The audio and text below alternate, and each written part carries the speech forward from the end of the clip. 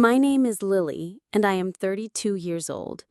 I've built a successful career in finance, despite growing up in the shadow of my perfect sister, Hannah. I thought I had made peace with my parents always favoring her until last month at our family reunion. "You only sent $60?" my dad shouted, embarrassing me in front of everyone. "Hannah sends $5,000 a month," I said quietly. "That was me," Mom snapped. "Stop stealing her credit."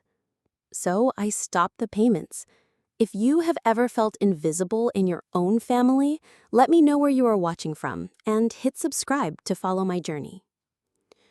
Growing up in a modest suburban home in Chicago, our family of four seemed picture perfect from the outside. My parents had immigrated from Korea when I was just 2 years old, determined to build a better life in America. Dad worked 60-hour weeks at his engineering job, while Mom ran a small tailoring business from our basement. They were hardworking, dedicated parents who sacrificed everything for their American dream. And at the center of that dream was my sister Hannah, 3 years younger than me. From my earliest memories, there was always something special about how my parents treated Hannah. It started with small things that most people would dismiss as normal sibling dynamics. When Hannah wanted my toys, Mom would say, "Lily, sharing is caring. You are the big sister. You need to set an example." When Hannah broke my science project the night before it was due, Dad explained, "She's just a child, Lily. You should have kept it out of reach." By age 7, I had become accustomed to putting Hannah first. My clothes automatically became hers once I outgrew them, but when Mom went shopping, Hannah always got new outfits, while I got hand-me-downs from our cousins. "We need to save money for your college," Mom would explain, but somehow that logic never applied to Hannah. Birthdays and Christmas mornings told the same story.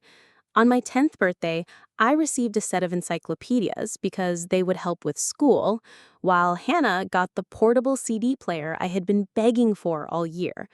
When I couldn't hide my disappointment, Dad pulled me aside and said, "A smart girl like you should appreciate education more than toys, Lily." The pattern continued through every aspect of our childhood. I was expected to help with dinner, wash dishes, and fold laundry by age 11, tasks that Hannah was still too young to handle even when she reached the same age. I had a 9 p.m. curfew throughout middle school, while Hannah was allowed to stay out until 10 p.m. from 6th grade. One particular memory stands out sharply. When I was 13, I won first place in a regional piano competition after practicing for months. The recital was scheduled for a Saturday afternoon, and I had reminded my parents repeatedly about the date. That morning, Hannah developed a mild fever of 100 degrees. Nothing serious, just a common cold. Our neighbor, Mrs. Peterson, who had been like a grandmother to us, offered to stay with Hannah for the 2 hours my parents would be gone. "We cannot leave your sister when she is sick," Mom declared, closing the discussion. "You understand, right? Family comes first." I performed to an audience of strangers that day, accepting my gold certificate with a practiced smile while scanning the crowd for faces that were not there. When I returned home, Hannah was watching television with a popsicle, her fever apparently forgotten. No one asked about my performance. As we entered high school, the differences in how we were treated became even more pronounced. I maintained a 4.0 GPA while participating in student government and volunteering at the local hospital on weekends. My achievements were met with nods and brief acknowledgments. "That is what we expect from you, Lily." Meanwhile, Hannah struggled to maintain a 3.0 average, but her B- in algebra was celebrated because math is so difficult, and her participation in the school play warranted a special family dinner out, even though she had only a minor role. When I was accepted to all 5 colleges I applied to, including 2 Ivy League schools, Dad simply said, "Good, now we need to see about scholarships because we cannot afford full tuition." A year later, when Hannah was accepted to just one state school, my parents took her on a weekend trip to New York to celebrate. The most painful part was that I genuinely loved my sister. Hannah was charming, creative, and funny. She could light up a room with her laughter and had a natural talent for making people feel special. It wasn't her fault that our parents placed her on a pedestal. In quiet moments, when it was just the two of us, we shared secrets and dreams like sisters should. But those moments became increasingly rare as the years passed. By 17, I had learned to find validation outside my family. My teachers recognized my potential, offering mentorship and encouragement. My close friends provided the emotional support that was missing at home. I babysat for extra money, saving every dollar in a secret account my parents knew nothing about. I was preparing for independence long before I actually left home. The pattern was so consistent that it became predictable. If Hannah and I both had news to share at dinner, she would always be invited to speak first. If we both needed something, her needs were addressed before mine. If we both made mistakes, her forgiveness came swiftly, while my repentance required extensive proof. I became the reliable one, the responsible one, the one who did not need attention or praise because I had learned to function without it. My achievements were expected, my failures unacceptable. Meanwhile, Hannah flourished under the warmth of unconditional approval, never developing the resilience that comes from facing genuine challenges or criticism. This was the reality of my childhood. Not dramatic abuse or neglect, but the quiet, constant message that I was somehow less deserving of attention, celebration, and understanding. It was death by 1,000 paper cuts, each one too small to justify complaint, but collectively leaving scars that would take years to heal. The day I left for college was surprisingly anticlimactic. Mom packed me a lunch for the 3-hour drive to Northwestern University, while Dad loaded my few belongings into our family sedan. Hannah hugged me tightly and whispered, "I will miss you." The only words that brought tears to my eyes that morning. The drive was mostly silent. Dad mentioned gas prices and the weather forecast. Mom reminded me to call once a week. Neither asked about my feelings or offered reassurance about this major life transition. When we arrived at my dormitory, they helped carry my things to my room, met my roommate with polite smiles, and then checked their watches. "We should get back before traffic gets bad," Dad announced after just 45 minutes on campus. Mom handed me a small envelope containing $300 for emergencies, she said. Then they were gone, leaving me alone in a new world that felt both terrifying and liberating. My scholarship covered 70% of my tuition, but books, supplies, and living expenses quickly depleted my savings. Within 2 weeks, I had secured 3 part-time jobs: morning shifts at the campus coffee shop, afternoon hours at the library, and weekend administrative work for the business school. Between classes and work, I averaged 5 hours of sleep per night. Meanwhile, my first phone call home was dominated by news of Hannah's senior year homecoming dress and the family's plans to visit colleges the following month. "We want to make sure she ends up somewhere special," Mom explained. "Dad is taking time off work for the tours." I bit back the reminder that no one had taken time off for my college search. Instead, I asked practical questions about accessing my health insurance information and whether I could claim the remaining textbook costs on their tax return. By midterms, I had developed an efficient system: study at the library until closing, continue in the 24-hour campus center until dawn, shower at the gym, work the morning shift fueled by free coffee, attend classes, nap for 30 minutes between lectures, work the afternoon shift, study during dinner, repeat. My roommate Jennifer began leaving encouraging notes on my desk and occasionally bringing me proper meals when she noticed I was subsisting on protein bars and campus coffee. My professors noticed too. Dr. Harrington, my economics professor, kept me after class one day. "Your work is exceptional, Lily, but you look exhausted. Are you okay?" That simple question of concern nearly broke me. I managed to maintain composure as I explained my schedule and financial situation. He listened carefully before suggesting a research assistant position that paid better than my current jobs and would look impressive on graduate school applications. You have real talent, Lily, but you need to take care of yourself too. Burnout is real. His mentorship changed my trajectory.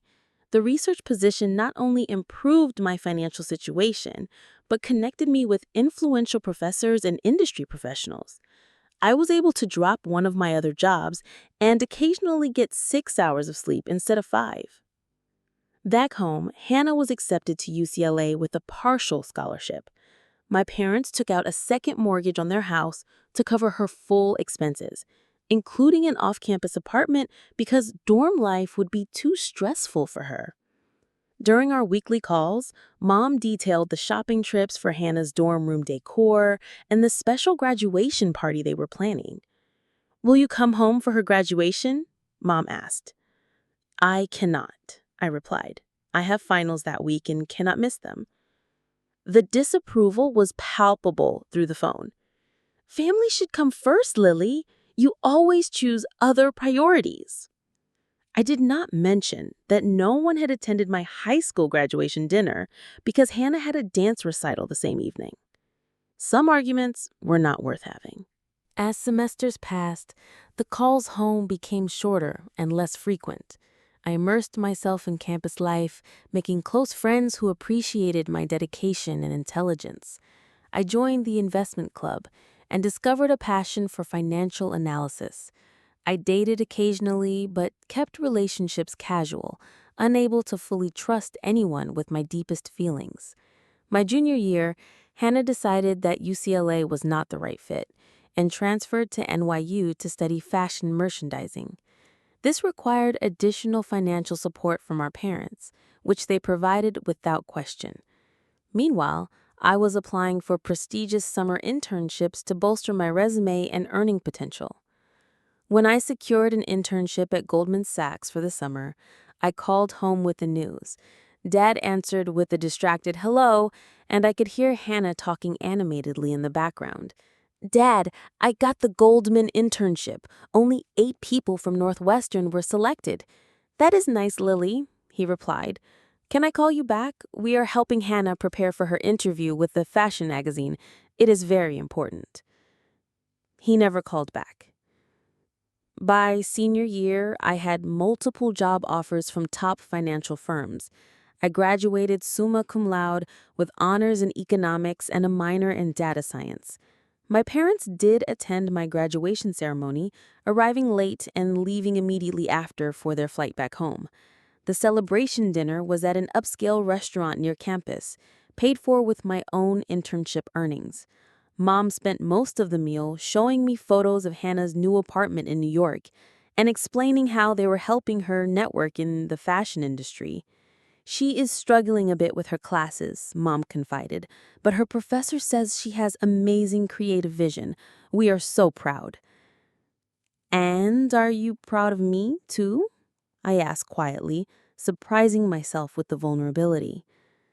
Dad looked up from his steak, genuinely confused. "Of course. You have always done well academically. That is expected." Expected. Not celebrated or admired, just expected. I accepted a position at Morgan Stanley in New York, not telling my parents that one reason for choosing that location was to be near Hannah. Despite everything, I missed my sister and hoped that away from our parents' dynamics, we might rebuild our relationship as adults. The starting salary was impressive, especially for a new graduate. I found a small but decent apartment in Brooklyn and threw myself into work with the same intensity I had applied to my studies. Within 6 months, I was outperforming colleagues with years more experience. My direct manager, Linda, became another important mentor, guiding me through office politics and encouraging me to speak up in meetings dominated by male voices. "You have incredible instincts," she told me, "but you need to learn to take credit for your ideas. I notice you often do the work and let others present it. That has to stop." Her observation hit a nerve. I had been conditioned to believe that my contributions were simply expected, not worthy of special recognition. Changing that mindset would prove to be one of my greatest challenges. 3 years into my career at Morgan Stanley, I had already received 2 promotions. I had moved from junior analyst to senior analyst and then to associate much faster than the typical timeline. My starting salary of $75,000 had grown to $120,000 plus substantial performance bonuses. I had moved to a better apartment in Manhattan and started building a respectable investment portfolio. My relationship with my family remained distant but cordial. Weekly calls had become monthly, visits home happened only during major holidays, and even then they were brief and somewhat tense. Hannah and I occasionally met for lunch in the city, but our conversations remained superficial. She would talk about parties and fashion shows while I listened and paid the bill. She never asked about my work or my life. Then during one of our monthly calls, Mom mentioned something concerning. "Your father had to reduce his hours at work," she said casually. "His blood pressure has been too high, and the doctor insisted." "Is he okay?" I asked immediately, worried. "He will be fine," Mom assured me. "But with the reduced income and Hannah needing help with her rent again, things are a bit tight right now." This was the first I had heard about financial problems. I knew that supporting Hannah through multiple changes in education and career direction had been expensive, but I had assumed my parents were managing. Now I realized they might be struggling more than they let on. "How tight is tight?" I pressed. "Are you behind on bills?" Mom hesitated before admitting the mortgage payment was late last month, and they had to use credit cards for some medical expenses not covered by insurance. I made a decision in that moment. "Mom, I want to help. I am doing well at work, and I can send some money each month to help with expenses." "No, no," Mom protested weakly. "You should save your money. We will manage." But I insisted. The next day, I set up an automatic monthly transfer of $2,000 to my parents' bank account. I marked it as anonymous, listing only family support in the transfer notes. I did not want them to feel obligated to thank me, or worse, to suddenly show interest in my life because of money. The help should be unconditional, just as their support of Hannah had always been. 6 months later, after receiving another substantial promotion and raise, I increased the monthly amount to $5,000. The payments were significant, even with my income, representing about 30% of my take-home pay. But knowing my parents were more financially secure gave me peace of mind. During a brief visit home that Christmas, I noticed subtle improvements in their living situation. The refrigerator was newer. Dad mentioned having fully paid off one of their credit cards. Mom was considering reducing her tailoring work to focus on her health. They seemed less stressed, and that made the sacrifice worthwhile. At dinner that evening, Dad raised his glass in a toast. "We have been blessed this year," he said solemnly, "especially thanks to your sister." I looked at Hannah confused. "Hannah has been sending us money every month. $5,000. Can you believe how successful she has become? She says her fashion consulting business is really taking off." I nearly choked on my wine. Hannah caught my eye across the table and quickly looked away, a flush spreading across her cheeks. "That is amazing," I managed to say. "I had no idea." "She insists on keeping it anonymous in the bank transfers. So humble. Hannah never wants recognition." The irony was almost too much to bear. Hannah was taking credit for my financial support, while according to occasional social media posts and our infrequent lunch meetings, she was actually struggling to find steady employment in the fashion industry. Her LinkedIn profile listed her as a freelance fashion consultant, but I had never heard her mention any actual clients. Later that night, I confronted Hannah in the kitchen while our parents slept. "You told them you are the one sending the money?" I kept my voice low but could not hide my anger. Hannah at least had the decency to look ashamed. "I did not tell them directly," she whispered. "They assumed it was me because the transfers were anonymous, and I just did not correct them." Why would you do that? That money comes from my hard work. I send it because I care about them, not for recognition, but it is still my sacrifice. Tears filled her eyes. You don't understand what it's like, Lily. You have always been the smart one, the successful one. Mom and Dad talk about your Wall Street job like you're some financial genius. I have nothing to show for myself. When they assumed the money was from me, for once they looked at me with real pride, not just because I'm their baby, but because I accomplished something. Her explanation left me speechless. In her mind, I was the favorite child, the golden standard she could never live up to. Our perceptions of our family dynamics were completely opposite. Hannah, that is not true. They have always preferred you, always made excuses for you, always celebrated you, while expecting perfection from me. She shook her head stubbornly. That is not how it feels to me. We reached no resolution that night. I returned to New York, conflicted and hurt, but still unwilling to expose Hannah's lie. Despite everything, they were my family, and I did not want to damage their relationships further. The money was helping my parents, and that had been my original goal. Did it really matter who got the credit?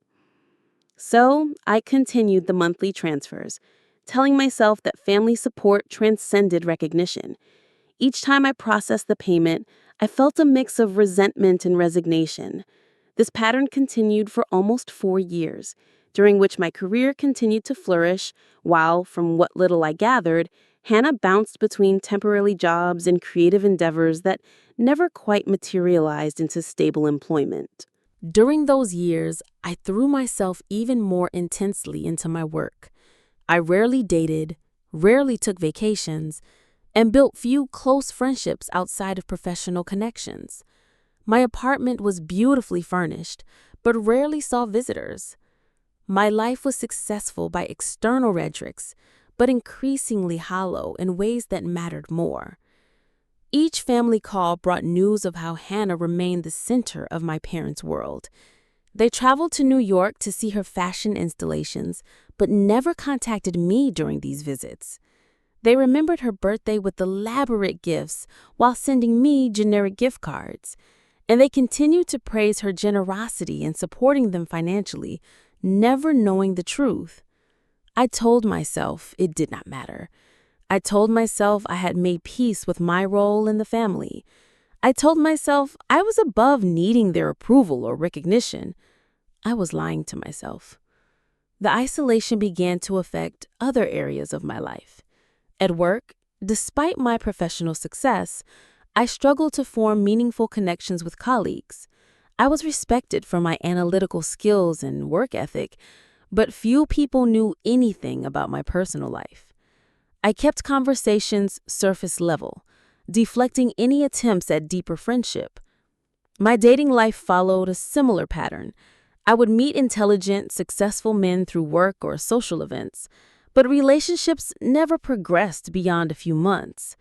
I could not bring myself to be vulnerable, to share the deeper wounds that shaped how I viewed myself and my relationships with others. Dr. Rebecca Chin, a therapist I finally started seeing in my late 20s, helped me recognize these patterns.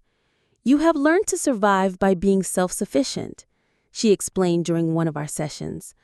But survival mode does not leave room for intimacy or genuine connection.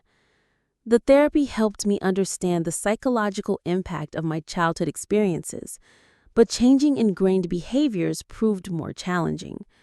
I could intellectually recognize that I deserved love and recognition, but emotionally, I still felt like the invisible child, valued only for what I could provide. My professional achievements continued to mount. I was featured in financial magazines as one of the rising stars in investment management. I spoke at industry conferences and was recruited by headhunters from top-tier firms. But each success felt hollow without anyone who truly knew me to share it with. The money I sent to my parents each month became both a source of pride and resentment. Pride because I was genuinely helping them achieve financial stability. Resentment because Hannah continued to receive credit for my sacrifice. and my parents remained oblivious to the true source of their improved circumstances. During one particularly difficult period, I considered stopping the payments and exposing the truth. But every time I picked up the phone to confront the situation, I imagined the chaos it would create. The hurt in my parents' eyes when they realized they had been deceived, the damage to Hannah's already fragile self-esteem, the potential complete breakdown of family relationships. So I remained silent, trapped in a cycle of giving without recognition, achieving without celebration, and succeeding without joy. The only bright spot during this period was my relationship with Jennifer, my college roommate, who had become my closest friend. She was one of the few people who knew the full story of my family dynamics and the secret financial support I provided. You cannot keep sacrificing yourself for people who do not even know you are doing it, she told me repeatedly. This is not healthy, Lily. You are disappearing from your own life. But I was not ready to hear that truth yet. I still believed that if I could just be perfect enough, successful enough, helpful enough, my family would eventually see my worth. I was still that 7-year-old girl trying to earn love through achievement and sacrifice. The years blended together in a haze of work, loneliness, and unacknowledged resentment. I celebrated my 30th birthday alone in my apartment, ordering takeout and reviewing quarterly reports. Hannah called that evening, chatting cheerfully about a new creative project, while I listened in silence, wondering if she even remembered it was my birthday. She did not. Last month marked my parents' 35th wedding anniversary. Mom had been planning a large celebration for nearly a year, inviting relatives from across the country, and even a few from Korea. The event would be held at a rented venue near their home in Chicago, and everyone was expected to attend. No excuses accepted. I arranged time off work, booked a flight, and reserved a hotel room, knowing that staying in my childhood home for 3 days would be too emotionally draining. Hannah called me the week before, unusually animated. "Are you excited about the anniversary party? Mom has been driving everyone crazy with the preparations. I helped choose the decorations. It is going to be amazing." "Sounds great," I replied, trying to match her enthusiasm. "Do they need help with anything else? I could contribute to the catering costs." "No need," Hannah said quickly. "I have taken care of all that, from my monthly support. I just diverted some of the money to pay for the party instead." The casual way she claimed credit for my money still stung, but I had grown accustomed to it. "That is thoughtful of you," I said flatly. The day of the party arrived with perfect early summer weather. I wore a navy blue cocktail dress, professional but elegant, my armor for family gatherings. When I arrived at the venue, the celebration was already in full swing. At least 60 people filled the decorated hall, many faces I barely recognized from childhood. Mom spotted me first, waving excitedly from across the room where she stood with a group of aunts. Her face looked younger somehow, happier than I remembered. The financial security of recent years had clearly reduced her stress levels. "Lily, you made it." She embraced me briefly before turning to her sisters. "This is my older daughter, the investment banker in New York." "Asset manager," I corrected automatically, though no one seemed to notice the difference. "Such a smart girl." "Always good with numbers," one aunt commented. "And still single? A career woman?" The way she said career woman made it sound like a consolation prize. Before I could respond, Mom was already redirecting the conversation. "Have you seen the photo display Hannah created? She collected pictures from our entire marriage. So creative, that girl." I excused myself to find Dad, who was holding court near the bar, telling animated stories to a group of his old colleagues. He paused when he saw me, offering a quick side hug. "Lily, good to see you. Did you just arrive? The party started 2 hours ago." My flight landed at 3, Dad. I came straight from the airport. I did not mention that the invitation had clearly stated a 6 o'clock start time. Well, you are here now. Get yourself a drink. We'll do the toasts soon. Throughout the evening, I drifted between conversations, always on the periphery. Relatives asked surface-level questions about my job without waiting for real answers. Several commented on how I had always been the serious one, while Hannah was the life of the party.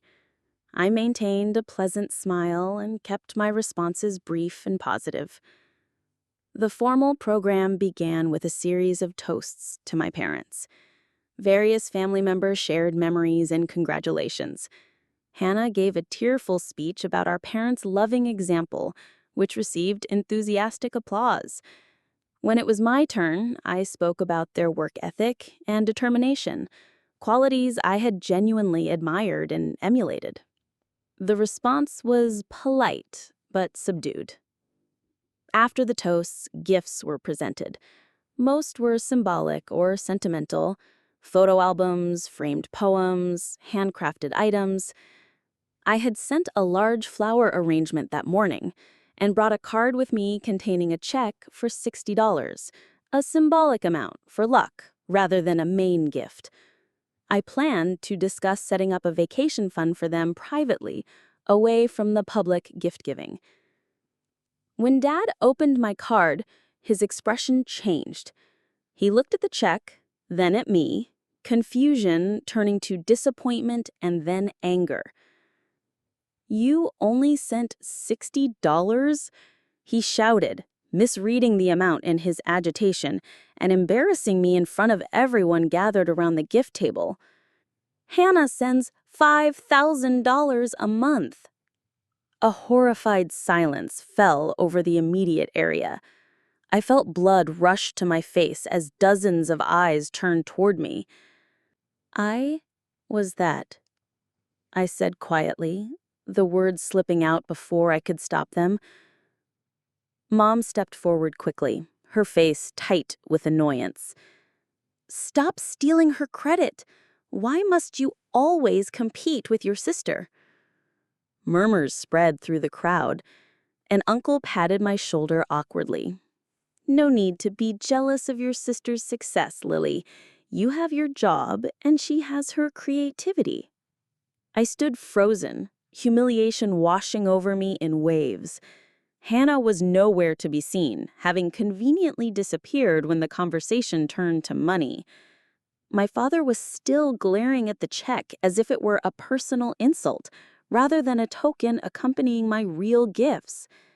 "I need some air," I managed to say, turning away from the judgmental stares and whispered comments. Outside in the parking lot, I gulped the warm evening air, fighting back tears that threatened to ruin my carefully applied makeup. My phone buzzed with a text from Jennifer, my old college roommate, and one of the few people who truly knew me.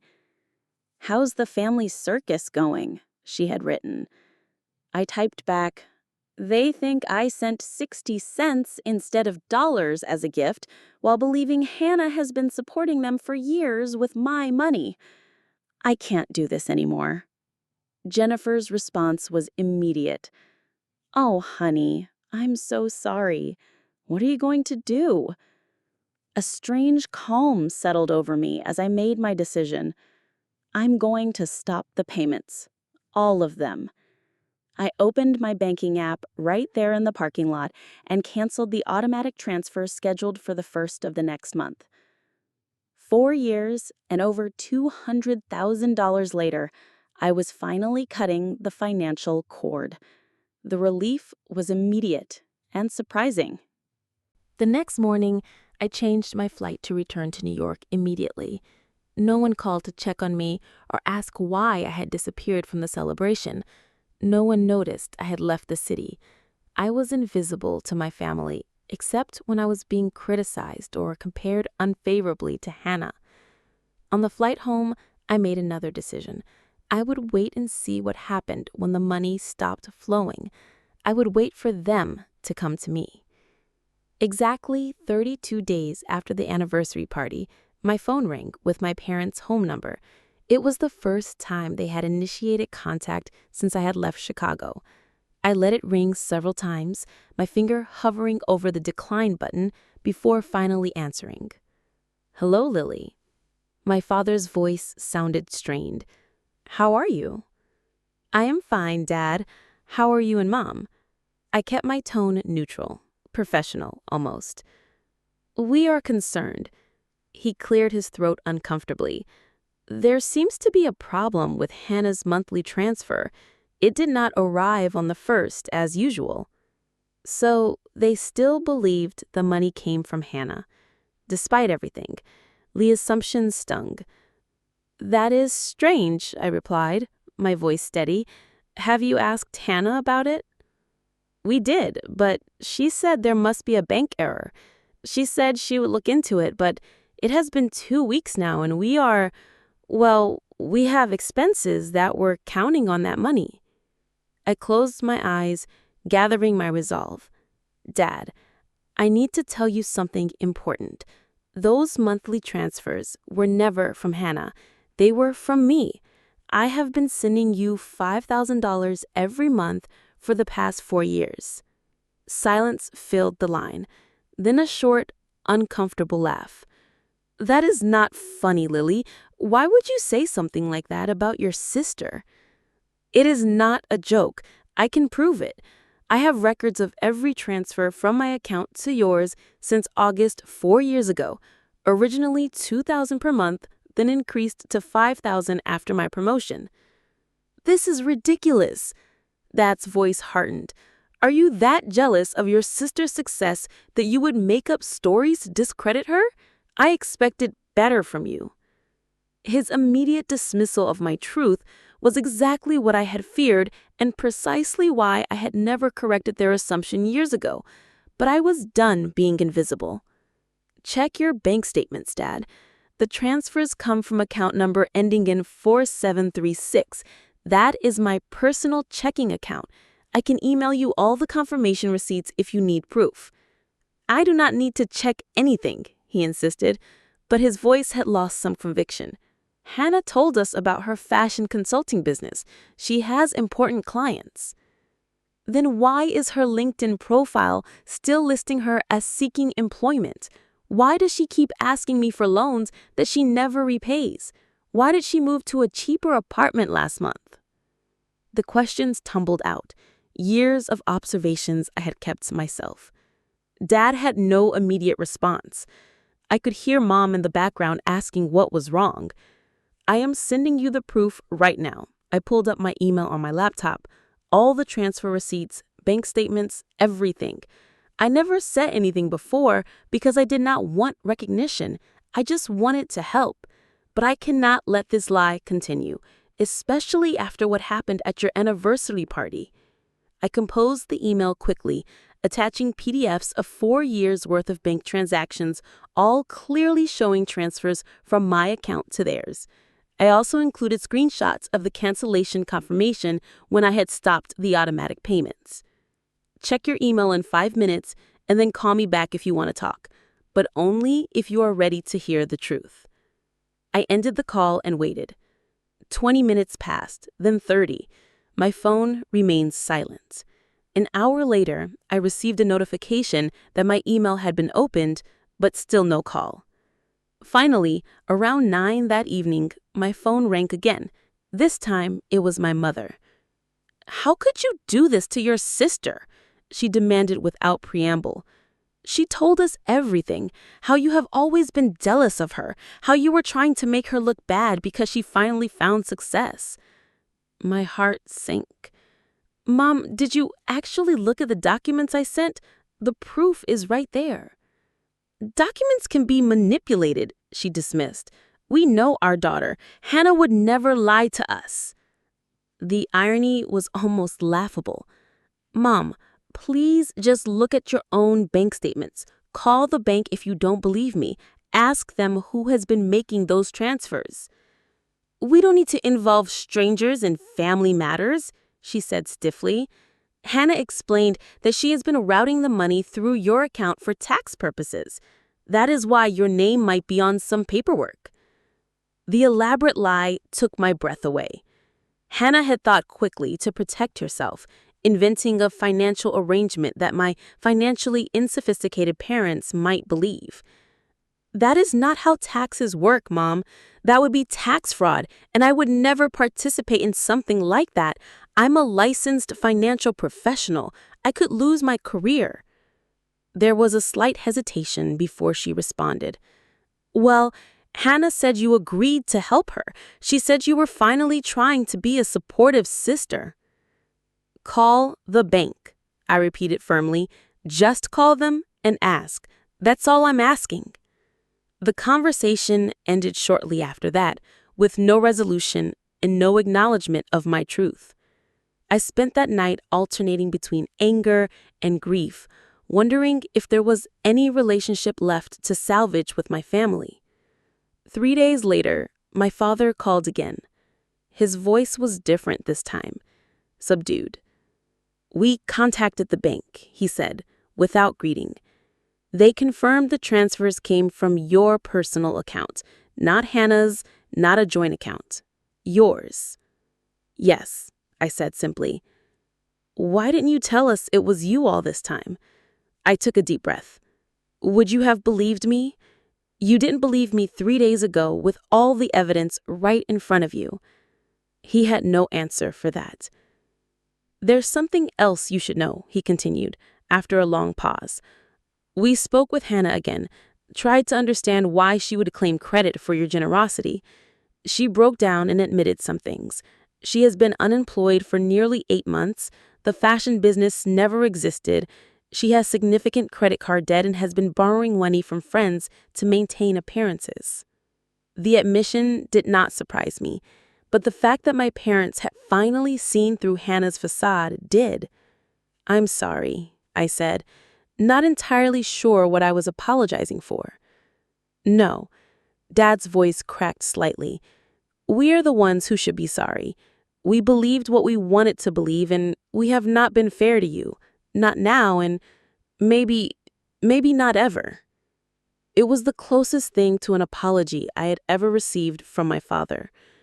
"The money," he said hesitantly, "we have become dependent on it. Your mother has fully retired from the tailoring business because of her arthritis. My reduced hours at work, we can't afford the mortgage payment without that monthly support." And there it was. After all the revelations, after the beginnings of acknowledgement, it still came down to the money. "I'm not going to resume the payments, Dad," I said firmly. "Not until we resolve the real issues in our family. Not until we all sit down together and have an honest conversation about the past and the future." To my surprise, he agreed. "Can you come to Chicago next weekend? We need to talk, all of us, face to face." That conversation would change everything. I arrived in Chicago the following Friday evening, this time staying at my parents' house rather than a hotel. The atmosphere was tense and awkward as Mom prepared dinner, speaking only when necessary.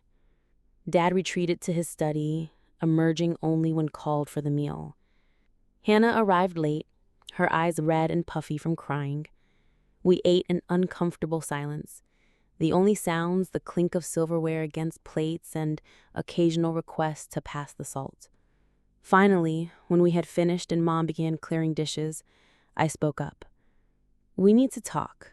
That is why I am here. Let us not pretend everything is fine when clearly it is not." Dad nodded grimly. Living room.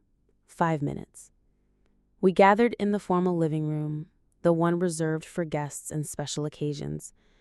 I sat in an armchair while my parents took the sofa. Hannah perched on the edge of an ottoman, looking like she might bolt at any moment. "I think we should address the immediate issue first," I began. "Hannah has been taking credit for financial support that I have been providing for 4 years. I want to understand why." All eyes turned to my sister, who stared at her hands clasped tightly in her lap. "I did not mean for it to happen," she said quietly. "That first time when Mom and Dad received the anonymous transfer, They assumed it was from me. I had mentioned wanting to help them financially once I got established. They were so proud, so happy. For once, they looked at me the way they always looked at you. What do you mean the way they looked at me? I asked, genuinely confused. Hannah looked up, tears streaming down her face. With respect, with admiration, like I had finally done something worthwhile. Mom made a small sound of protest, but Dad placed a hand on her arm, silencing her. I meant to tell them the truth, Hannah continued.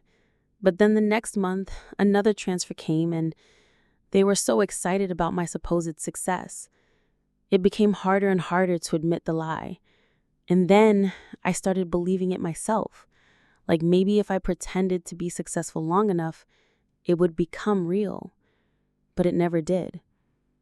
I know, I said softly. Everything I tried fell apart. Every job, every creative project, every relationship. Meanwhile, you were thriving, making more money than I could imagine, building this perfect life in New York. My life is not perfect, Hannah. Far from it. At least you have achievements, she burst out. At least you know who you are and what you are good at. I have spent my entire life being the fun one, the creative one, the baby of the family. But when it comes to actual accomplishments, I have nothing. Her raw honesty silenced the room.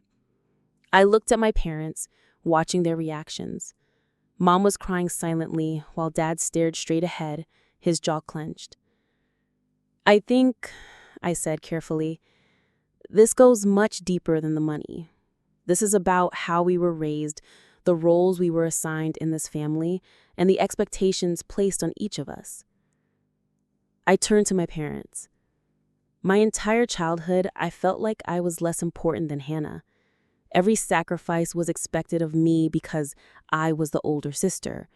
Every achievement was minimized because it was just what you expected.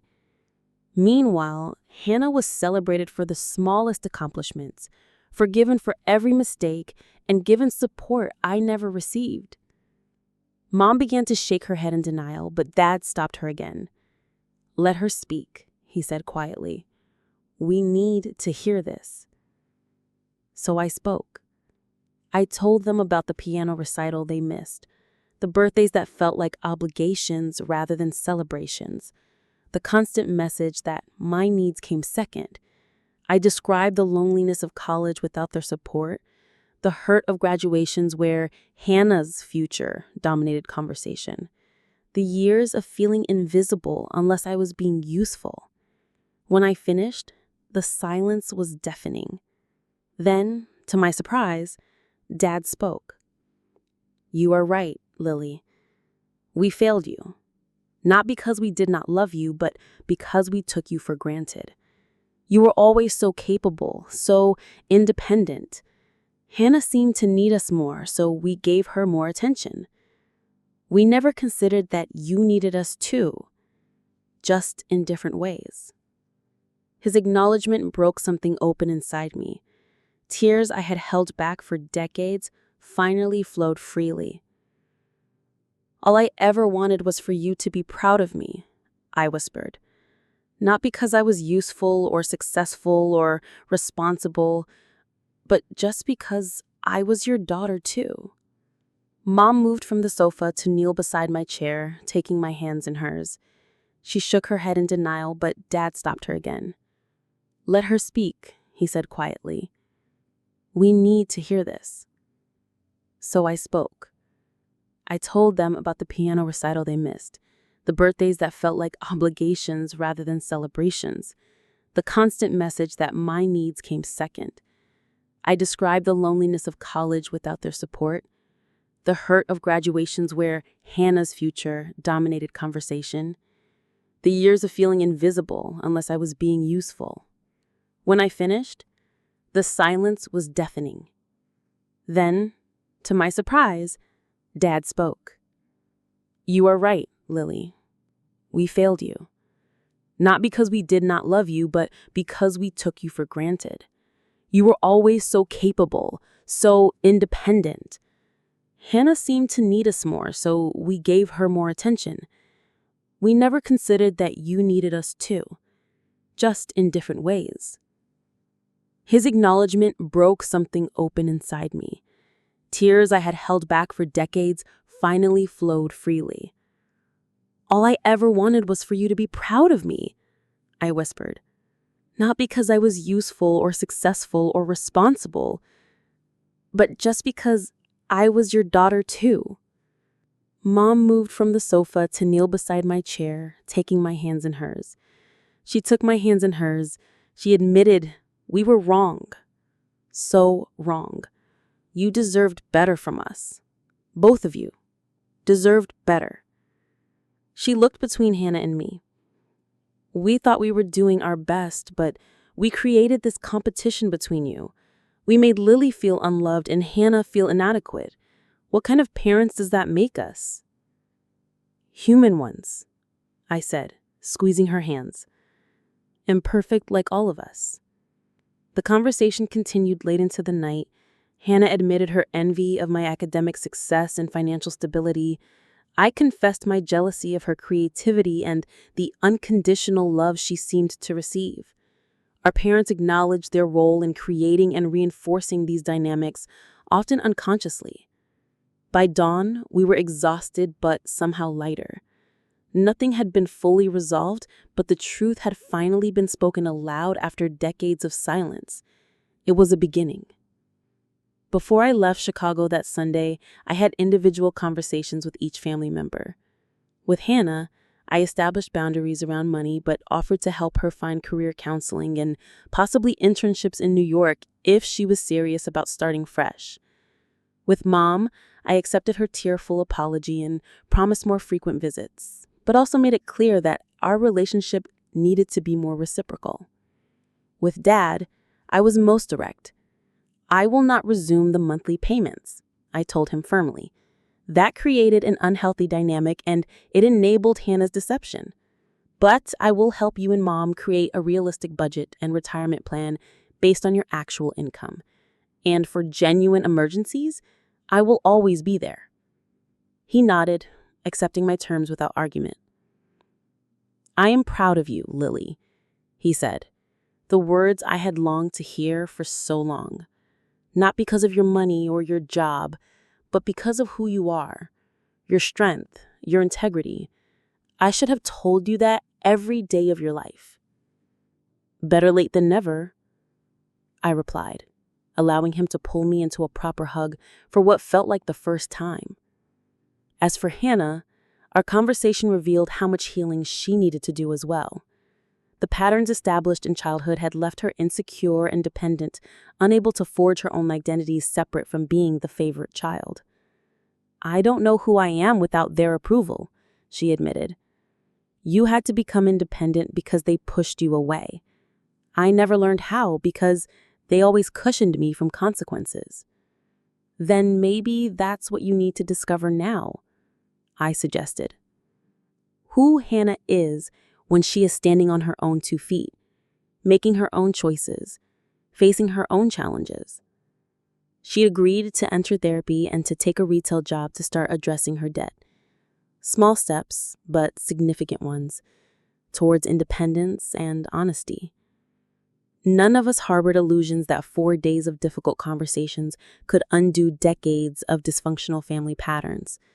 But for the first time, I left Chicago feeling hopeful that change was possible. Not perfect resolution, but progress. Not instant healing, but the beginning of a more honest relationship. 2 years have passed since that life-changing weekend in Chicago.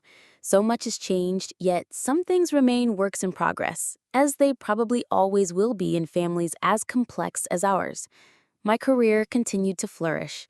Last year, I was promoted to vice president at my firm, managing a team of 12 analysts and overseeing portfolios worth billions of dollars. The promotion came with another substantial salary increase, but this time I prioritized balance alongside success. I started leaving the office by 7 most evenings. I began dating more seriously, recently meeting a kind, thoughtful architect named Gabriel, who understands my drive but encourages me to make space for joy.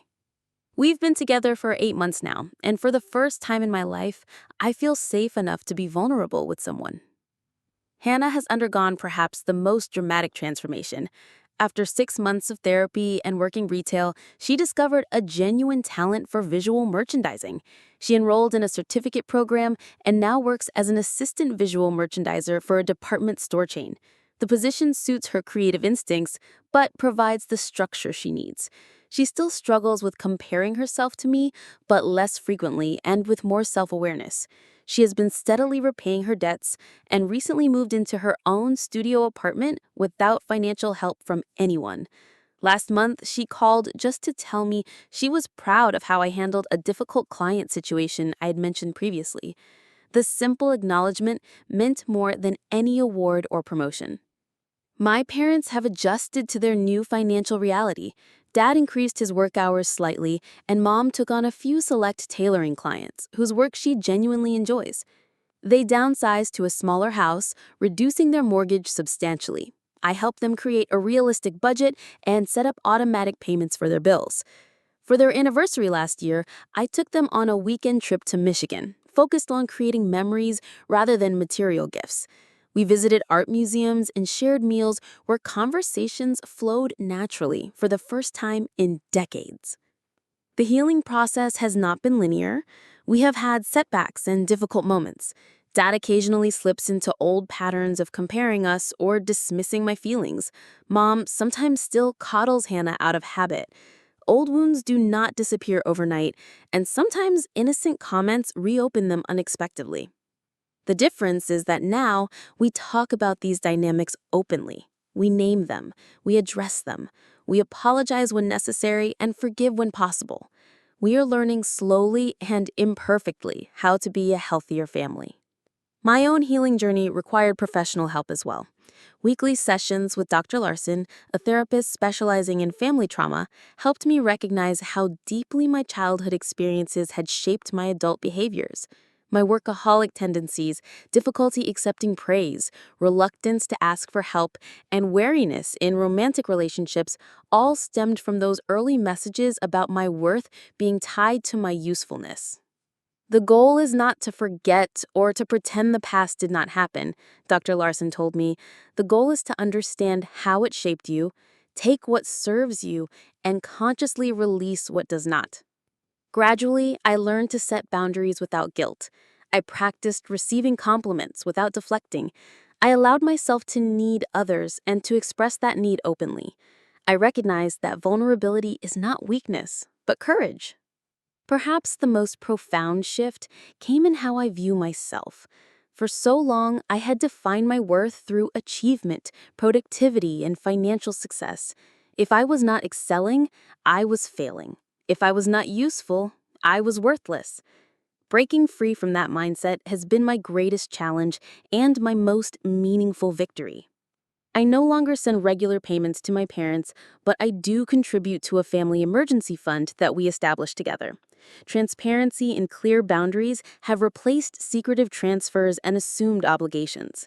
We discuss financial matters openly, acknowledging that money in our family had become tangled with love, worth, and power in unhealthy ways.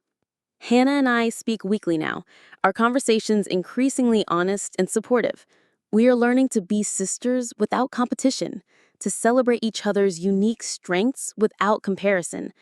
She recently started dating someone she met through work, and for the first time, she asked me for advice about relationships rather than just talking about herself.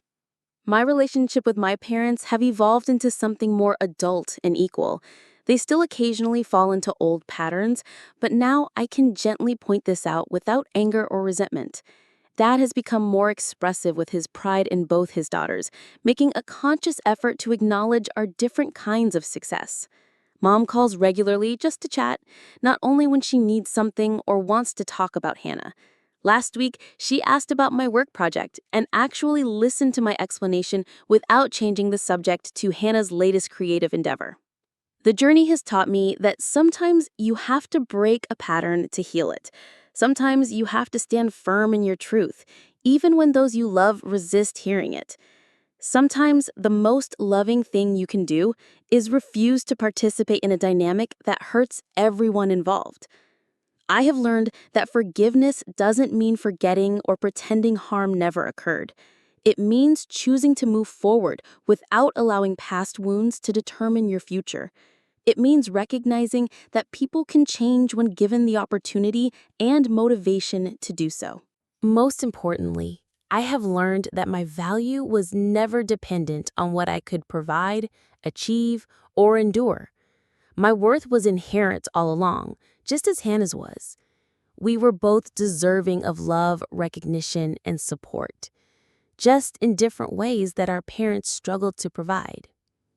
The work of healing is ongoing. Some days are easier than others. Gabriel has become an anchor in my life, someone who sees me for who I am rather than what I can do.